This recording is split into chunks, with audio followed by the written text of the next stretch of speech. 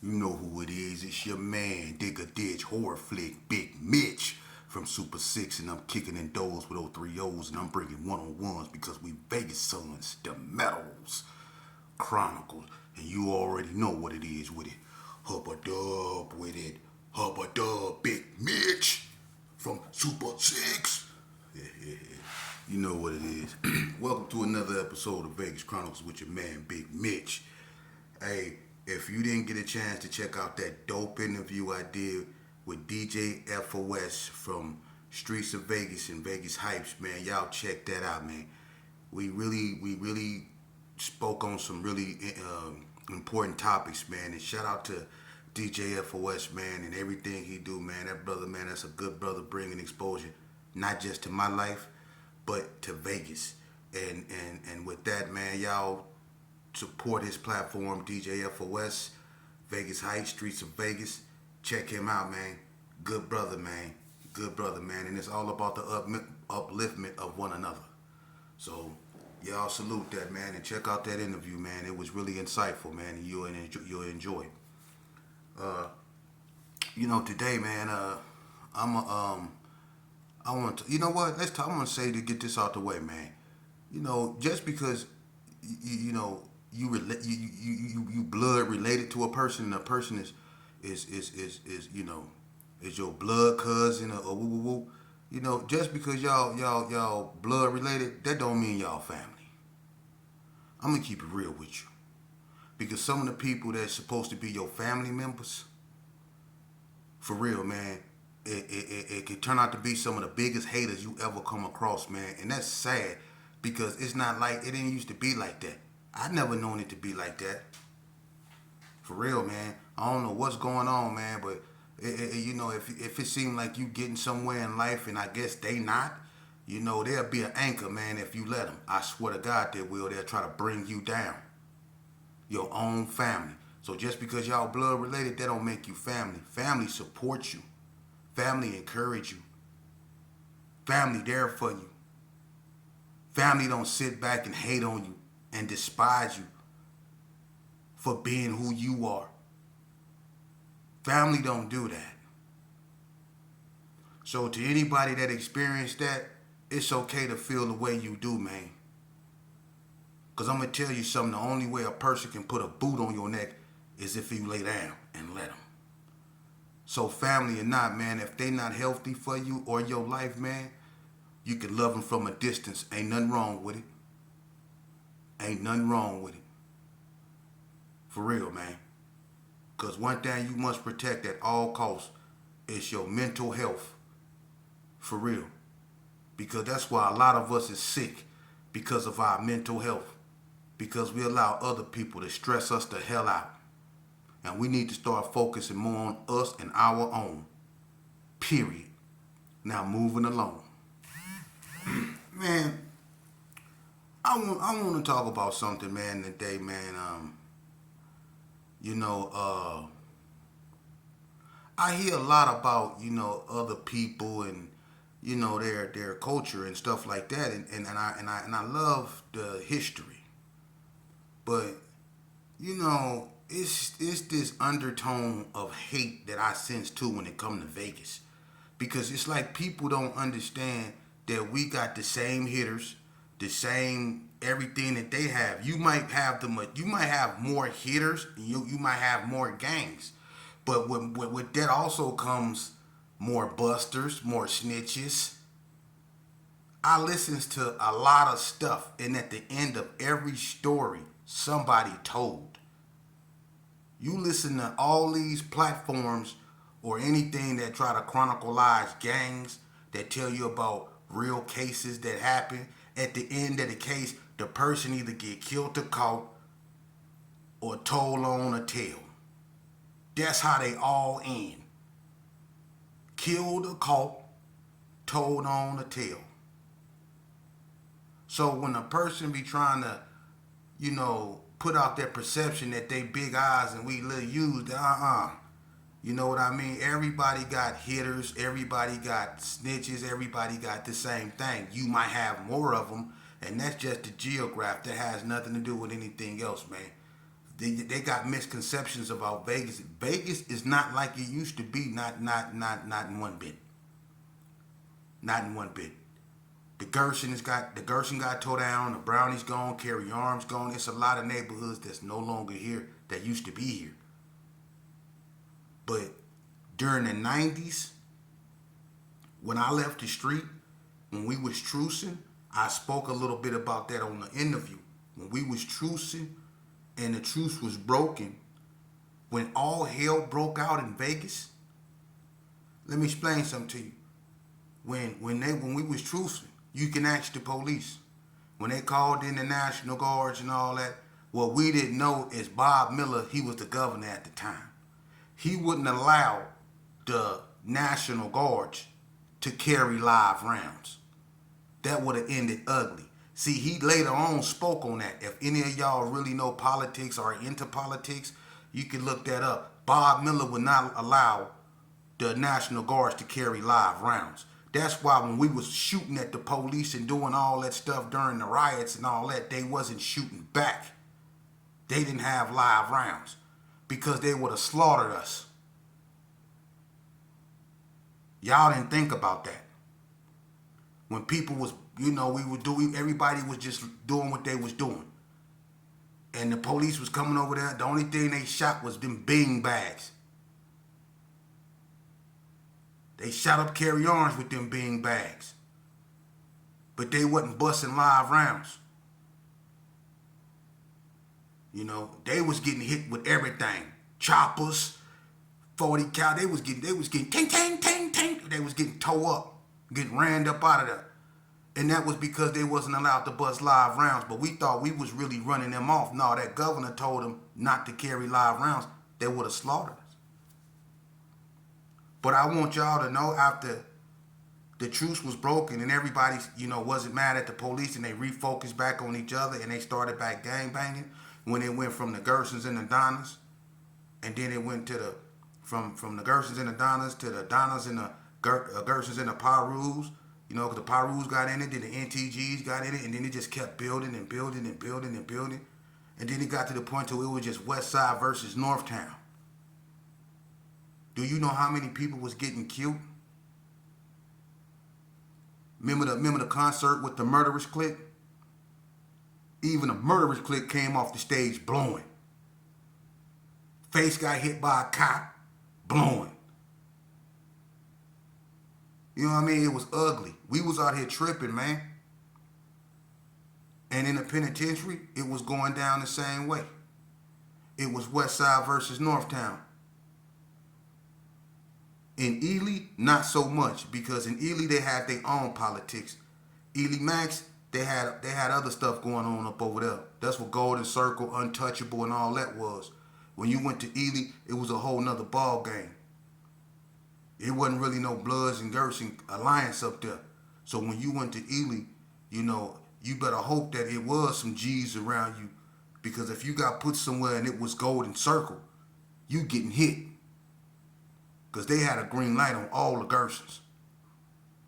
Because Big Dan, the founder, he got his wig split by Weed and Pookie Red and burnt them on the stage at NNCC.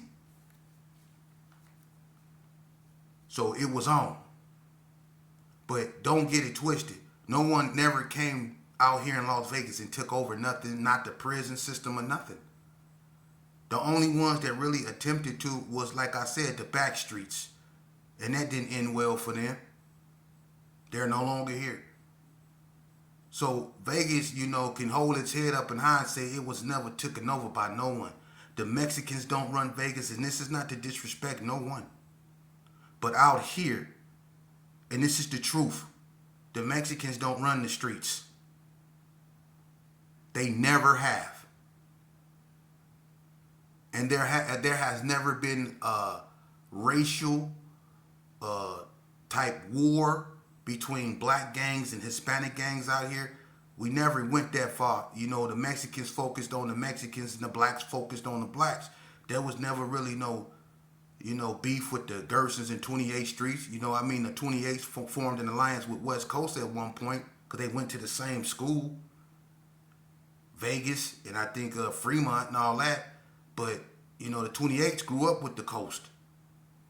So they had an alliance. The VTEs, like I said, this true history wore red rags at the beginning. When they was Dos Ocho Puto, yeah, they was riding with the Bloods, and they was funky. They nemesis was called the KBs, the Korean Bloods or the Kickboxers. They was really funky with them, but they wasn't tripping. It wasn't like it was the GQs was tripping with the 28th Streets, or the Sanchucos always rolled with the GQs. They went to Rancho together and stuff like that. They fought together. The Sanchucos and the GQs was partners. Sanchucos and GQs, was aces. It was never no war like that. The Little Locos and all them, they never had no funk with no black gangs like that, man. So we didn't have that out here.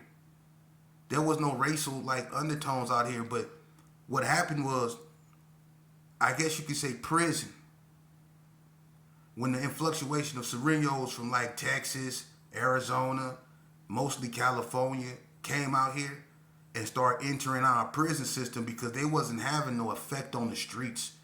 What they was doing on the streets wasn't changing the landscape or nothing. They wasn't taking over nothing, taking over Blackhood. They wasn't doing none of that. So they came to the penitentiary, and you start seeing an influctuation of 18 streets, Florencias, and all kind of stuff coming into the prison system with their prison politics. And at first they were sharing power with the Vegas Mexicans, who was never racist. They were never racist. We all went to Elko, Spring Mountain. Some of us went to Tennessee. We went to the same schools. They were not racist. We know that. They stayed in our hood. We stayed in their hood.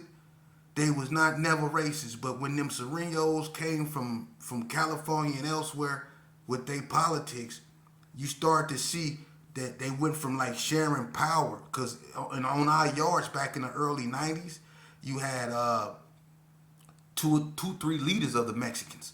And and two of them would be from Vegas and one would be from California. But somehow that changed.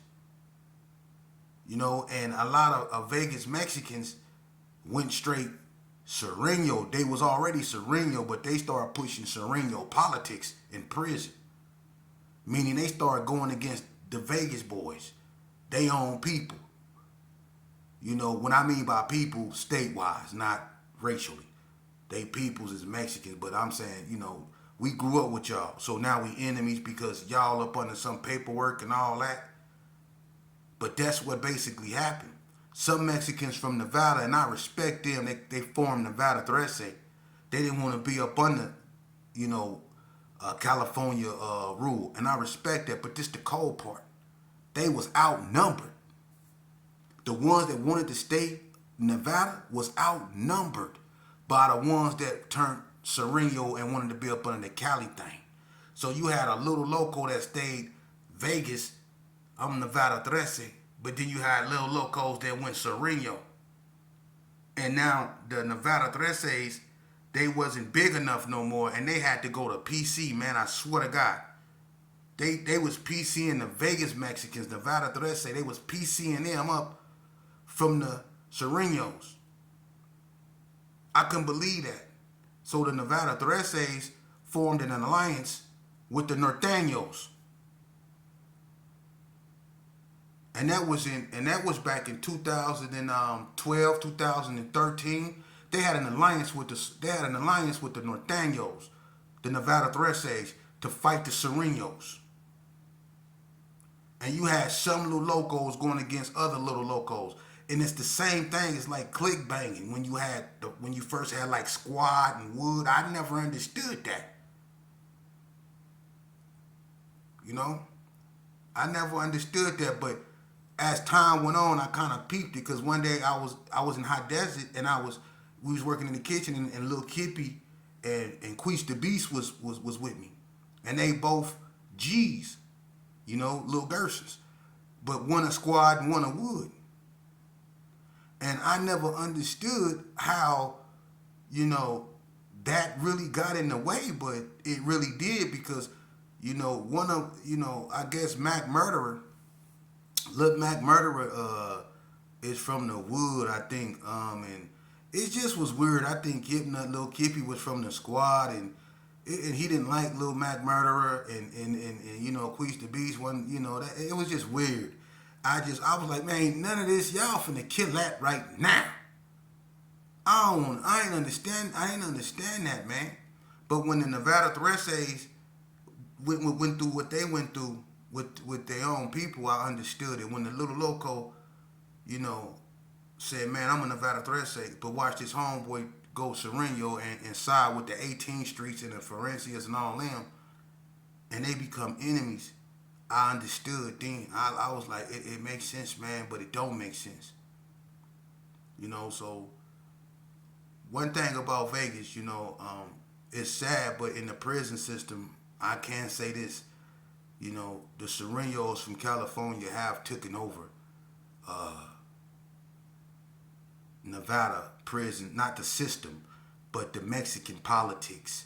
You got the Paisas, and they over there on the border, brother, whatever you want to call them. You got them. You got the Islanders, Sons of Samoa, the Tongans. You got all them, but the Mexicans is, the 18s and all them, man. They took over that because I remember it was a brutal war, between the Serenos and the MRUs. And the MRUs, was the Mexican Rising United, and that happened in NSP. It was a war, and I guess the MRU didn't want to be up under whatever the Serenos was bringing, and they went to war, and the Serenos wiped them out, disbanded them. And I say one thing about them Serenos, because I did 20 years, and I watched it, like, change. The Mexicans had their program, but you seen it become more structured. The way they moved. How they all line up in the back of the line now. How they all wait outside the door for all of them to get together before they go to chow. The Mexicans always line up in the back of the chow line. They let everybody go. So if you get hit, you get hit from the back. And the white boys mostly be up in the front. The brothers be in the middle, basically. And it's the same way as we eat. The white boys sit in the front, the Mexicans sit in the middle, and the blacks sit toward the back. And it's like we always sitting with our back toward the wall. Because you got two gangs that always, two races that's always riding together against us. So we got the blacks with their back always against the wall. But what I also started noticing is that when the Mexicans come out, unlike, back in the early 90s, and when it was just a free fall, when the doors bust, we did what we did. But I noticed that now, along with the restructuring of the prison system and the level system, I noticed that when the Mexicans started coming out, they used to break off in sections of 5. And I was like, what that's about? And they just started doing like this paramilitary type training, burpees and all this tumbling and, they started doing that every day for a certain amount of time. And then they went to their handball and they started doing whatever. But when they first come out, they break off in sections of 5, especially at High Desert. Every time they open that yard, whatever unit you in, whenever y'all get yard time, them Serenos go break off in sections of 5, and they go do what they got to do. The fat ones, the skinny ones, the tall, well, there ain't too many tall ones, but the fat ones, the skinny ones, they go do what they do. Every day. The brothers be doing dips and pull-ups, but then you got them crackhead brothers that ain't doing nothing. Walking around with an apple in the sandwich and no teeth. You know what I'm saying? That's been, how them brothers is. Prison, save me. Them type of brothers. Like Troll. Troll stay in prison. Y'all know Troll? Little ugly ass Troll. Remember Troll? He stay in prison. He stay in prison. But anyway, I noticed, and when they move, when they hit, it's unexpectedly. You would never know. We could just be on the yard and we could be chilling. But they wait till they very precise in what they do. They wait till like it's the right amount of blacks. And they hit. They just take off. They already be ready. You wouldn't even know. They already be strapped with their thing. You wouldn't even know it. And so you have to always be ready. And you have to always be on your P's and Q's when you're in prison. And don't nobody want to live like that. Because you got children up there. You got youngsters up there. They get younger and younger as they come up there, man. And they not experienced. They not seasoned. The Mexicans prepare for war every day. And that's what people don't understand. When your child go to prison, oh, it's a percentage. It's a percentage, a disturbing percentage chance that he won't come home. Because people have been stabbed to death up in prison, behind riots, behind you name it. They've been murdered up in prison, man. So don't think it don't happen. It do. And the Mexicans is good at what they do. So when your child go to the penitentiary, it's serious. You know, it's real serious. And they serious about what they do. And they not playing. And these dudes, these babies, man, they so quick to try to fight. And the Mexicans, they'll fight, but they not trying to do no fighting, man. They play handball to practice. So I'm going to tell you something. They play handball to be precise in swinging a knife. When you playing handball, the way you playing handball, it's to teach you for real, if you know what you're doing. It's to teach you how to sling that thing. That's why a lot of people, blacks, everybody do it, play handball to make you real proficient when you swing that blade or that poker or that bone crusher. That's what that do. That's what handball do. And them Mexicans be having body sketches. That's a cold thing. They hit pressure points. They know where to hit you to make you bleed. See, that's what I be telling you, man. So when your child go to prison, he need to know what he going. Man, while y'all out here and you not in prison, you better listen to me. When you can act tough all you want to, bruh. That's cool. Cause you got people that like it like that. They ain't got nothing but time. Ain't never going home. They done lost all they can lose. And they want to play.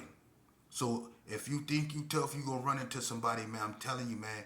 And when the riots happen, man, a lot of people get hurt because people don't be who you think they are. They say they are. You think that's your homeboy. He ain't never been in prison. This your first time in prison. Something happened. He panicked. Now you fighting for your life in the helicopter, getting flew up out of there while they pumping on your chest. It didn't happen to everybody. Or somebody done picked up one of them big old earth biscuits and left a dent in your head that they can pour. Listen, it's been dudes that got hit in the head with rocks, man, and left dents and got dents left in their head so big you can post cereal in them and eat cereal out the dent. For real.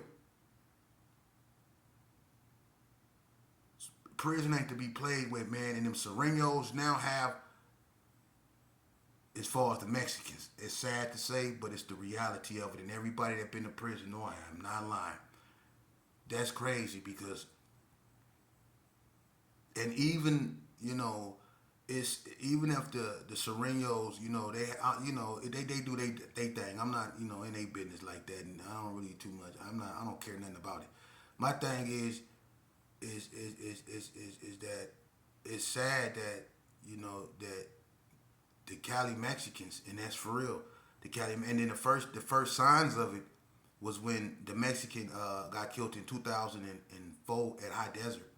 That was behind the Cali Mexicans trying to install, this new thing called "This is our seats, these are our chairs, this is a Sereno phone, this is a Sereno microwave, and all that old Sereno shower." They started trying to do that, and people was like, not taking it serious. So they start making people take it serious. And, they pick and choose who they got. They start jumping, crackhead looking brothers, not brothers that was in gangs or was a part of organizations like Muslims or Jama or anything like that. They was jumping on brothers who they knew didn't have no help. So they was beating them. And so after, and I'm gonna admit, they got away with jumping on a few. just because they sat at their table. But after a while, brothers just got tired of that. And, you know, after they jumped on the last brother, the brother that was in the kitchen with him ran out and left him. So the brothers that was on the yard heard about it, how the ones that was in his unit, the blacks that was in his unit, they ran out and left that brother in the kitchen as the Mexicans jumped him and kicked him all in the face and stuff. So the brothers on the yard, they got mad and they grouped up and they came and they was like, we finna shut this down once and for all. We sick. And it was a Mexican named Neto. He was the leader, Neto, right? And he was the only one of them that had long hair. The rest of them was bald headed, but he had long hair. Couldn't stand this dude, right? He was a cold racist. But I guess he just had one of them California Mexican type of mentalities. He just didn't like blacks. You know what I'm saying? But once the blacks grouped up and took it to the Mexicans, it was ugly. Because it was two sets of blacks. The Mexicans went in a soccer field, you know, and grabbed a bunch of rocks and was up under the gate by that tower. The blacks that was by the units, and there was some blacks up there by the culinary. And if anybody been on High Desert Yard, they could see how the distance was between the two sets of blacks and what a Mexican was. The blacks that was by the units got to them first. And it was like 80 blacks, and it was like 200 Mexicans. But it was like 70 blacks coming up the sidewalk this way. They didn't make it because the 80 blacks, when they clashed, it was over with. And Drama, I don't know, y'all. It's a brother named Drama, man. Salute Drama. You know, in that ride right there, Drama won MVP.